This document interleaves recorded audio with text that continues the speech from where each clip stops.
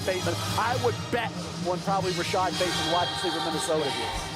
I couldn't agree more. And look, this is a guy who this year in 2020 in the shortened season because of COVID moved inside, played more in the slot because they were trying to get him matched up and take advantage of him. Last year he was as an outside receiver in 2019. He averaged 20 yards per reception. He could do it all. Yeah, COVID really affected him. No question. He was as smooth as can be. He would be exactly what they need. Here we go, Lewis. The Ravens are ready. With the 27th pick in the 2021 NFL Draft, the Baltimore Ravens select Rashad Bateman, wide receiver, Minnesota. Well, I think this is just an absolutely great pick for what Lamar Jackson needs and what this offense needs overall. A guy who can play all over the field as a wide receiver, and I was just saying, he has inside or outside versatility. Yeah, I mean, he's a magician at the line of scrimmage. He's a masterful route runner, great down the field ball skills. He's a guy who, after the catch, I remember the great Al Saunders, a former wide receiver coach, used to say all the time, what does a wide receiver do once he catches the football? How quickly does he turn into a runner? Rashad Bateman does it. You see that right there. I mean, the kind of concentration he has down the field, and if that 13, look, that release right there, the defensive back didn't even touch him. Didn't even touch him. Masterful feet. Very fearless coming inside on these slants right here where you just catch and run. Now it's just off to the races. Now, many people thought when you watch the tape, just how fast is Rashad Bateman? Well, he blazed the low 4.4, high 4.3 as far as running the 40-yard dash is concerned. I think, look, when you talk about home run picks, Lamar Jackson's got to be going, that's exactly what I need. That's exactly the profile I need. They knew it down there. And as you said, Mel, they needed to go to the draft in order to get this done. Yeah, they wanted Kenny Golladay. They wanted Juju Smith-Schuster. They wanted T.Y. Hilton. But nobody's coming. Sammy Watkins did come late, but they got to draft him. They wanted a bigger guy, and Rashad Bateman, he's not as big as you thought maybe he would be. He was 190 in his pro day, but he ran 4.39, caught the ball and ran great routes, and I think a lot of teams thought, I thought maybe Green Bay as well would look at Rashad Bateman. But Baltimore, the Ravens get a heck of a receiver here, and Rashad Bateman from Minnesota. The Ravens still have another pick. We have 5 more picks coming in round 1 tonight. The celebration is on. Perhaps we have the pick in that quickly. Okay, with... I'm told it's just 10 seconds away. A little miscommunication with the band. Here we go. Roger Goodell and the Ravens on the clock with the 31st pick in the draft. With the 31st pick in the 2021 NFL Draft, the Baltimore Ravens select Jason Oweh, linebacker, Penn State. Such an intriguing evaluation from New Jersey. He was the second-ranked high school player in the state. First team all Big Ten for Penn State this year, Mel, despite not recording a single sack. Yeah, thought Buffalo would look at him. They went with Rousseau. Jason Oweh had 5.5 sacks in 2019. Did not record a sack this past season in 2020. Then he tested like a freak. I mean, you talk about one of the freaks in this draft with 6'5", 260, incredibly long arms, runs 4.39. This is a kid who has strength. He's got a kid who hustles. He played the run pretty well.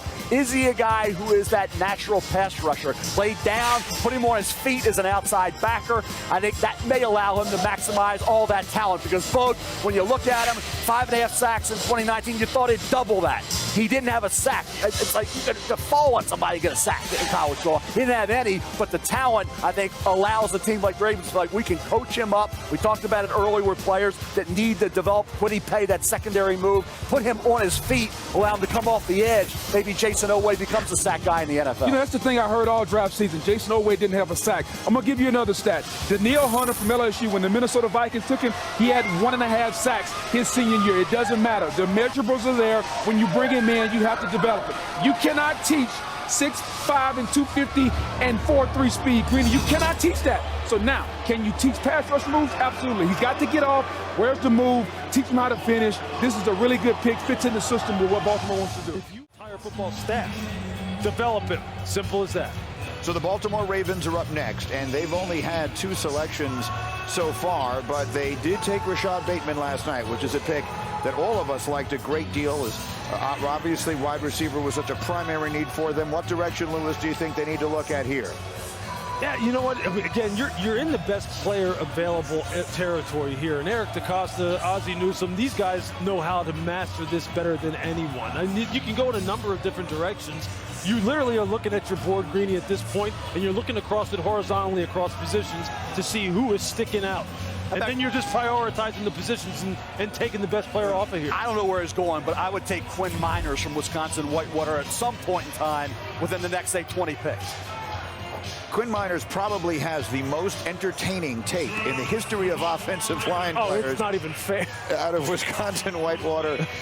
Also very entertaining YouTube videos involving him. But one way or another, we'll see what the Ravens have decided to do here as they are coming out to announce their selection right now. It's Jacoby Jones who's going to announce their pick with a little flair as he entertains the fans here in rival Cleveland.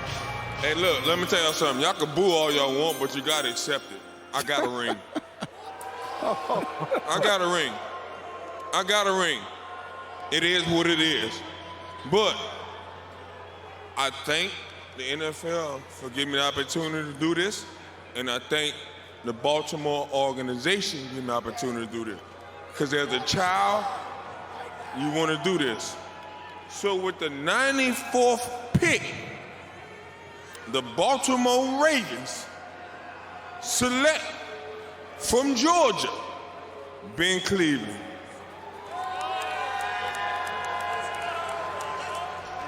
I love y'all too.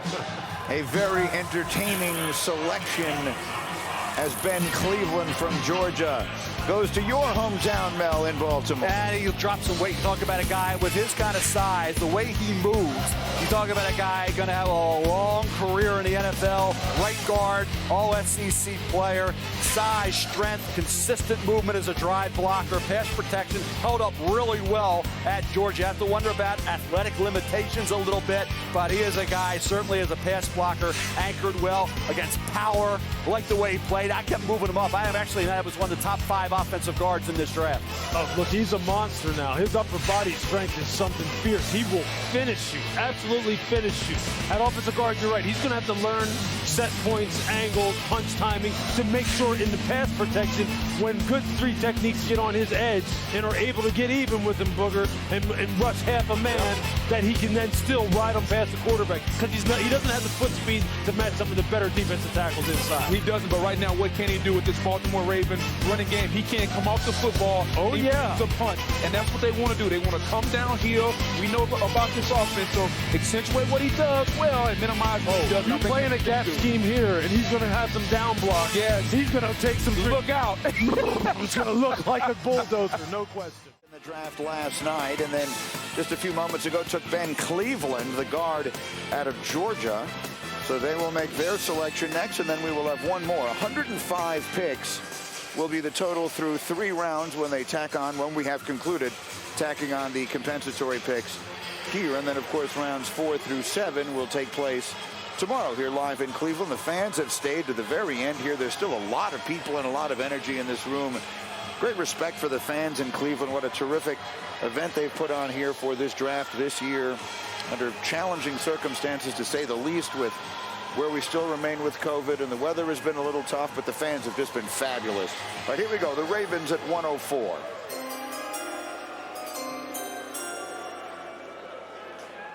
With the 104th pick in the 2021 NFL Draft, the Baltimore Ravens select Brandon Stephens, defensive back, SMU. Brandon Stephens now. You like the size, you like the athletic ability. Here's a kid who was a recruit as a running back to UCLA. 4-star recruit as a running back. Goes to UCLA, 2016. He's taking handoffs from Josh Rosen. Had 71 yards rushing against UNLV. Caught the ball out of the backfield. 2017, 46 carries, 182 yards, and 83 yards on 20 carries against Cal. Then after 2018, when he only played 2 games left to go to SMU, cornerback for the first time and really played well. Led the team with 12 pass breakups, in 2019. Starter guy, obviously, again this year, 10 pass breakups, captain, great kid, long, athletic, fast, a 6', 220-pounder with that kind of recovery speed and that kind of ability to transition from running back to corner within a quick period of time, going from UCLA to SMU. As a developmental corner, how can you not like Brandon Stevens? Boy, just like any young corner, he's going to be more comfortable up with his hands on the receiver, playing press man. Still has to learn the concepts and coverage, playing zone, where your help is, and all those different things. But from a developmental standpoint, the basics, hey, that's your guy, cat coverage. You get that cat, he can do that. We'll learn more as he goes. All right, and now we're going to wrap up night number 2, round number. Back here in Cleveland, day 3 of the 2021 NFL Draft, 4th round underway. The Baltimore Ravens trying to find those final pieces, give them some more playoff success, lift them into the Super Bowl. About to make a pick here in the 4th round, and to do so is the head coach, John Harbaugh. Hey Ravens flock, Mo Strong. With the 131st pick, the Baltimore Ravens take Tylan Wallace, wide receiver, Oklahoma State. Tylan Wallace, a really productive wide receiver in Mike Gundy's offense, at 922 receiving yards in 2020. Yeah, I'm really impressed with Tylan Wallace, Reach. Think about the attitude, the approach to this kid. He tore his ACL in practice late October 2019 after having a great season. Comes back this year. Go back to the Texas game October 31st. He was uncoverable in that game. 11 catches for 187 yards and 2 touchdowns. Plucks the ball out of the air with his hands. Really good route runner. He wins in contested situations. Good body control. Catches the balls that are off the mark. Tracks the deep ball well. This is a good pick for Eric DeCosta, great GM for the Baltimore Ravens, lining it up properly. Todd gets a steal on Tylan Wallace. He's only 5'11", but he plays like he's 6'3". I mean, he plays physical, whether it's as a route runner, contested catches, or after the catch. He just uses his body, and it's strong. I love that about him. Remember the bowl game? He played in the first half of that game. And then Mike Gundy said, no, you're not going out in the second half because of injury concern. You know, he already had the ACL late in 2019. So Tylan Wallace, he's a gamer, he's a baller, and he'll play like a Raven. Yeah. About where Justin Fields is in the division.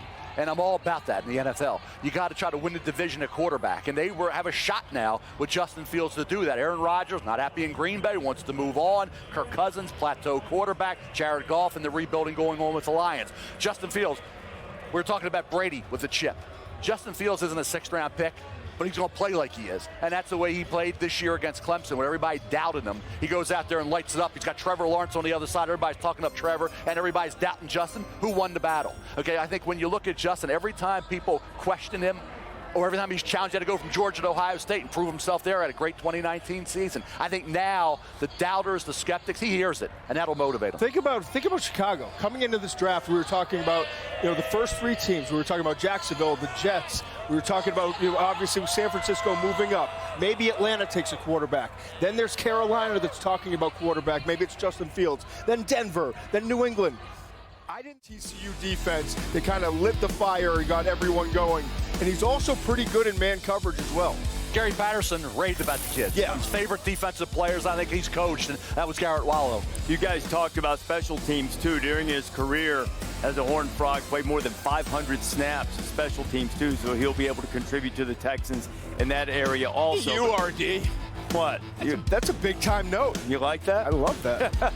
I listen to you guys. Hey, I'm not just rolling out here playing traffic cop. I want to be part of the conversation. I love it. And Texans have addressed a lot of issues, but the one that is hanging over the entire organization is quarterback. In Deshaun Watson's situation, Adam Schefter is back now. Schefter, what's the Baltimore Ravens? Picked up Daylon Hayes from Notre Dame, a high-character guy from the Fighting Irish. Kuiper, you're going to love this pick, man.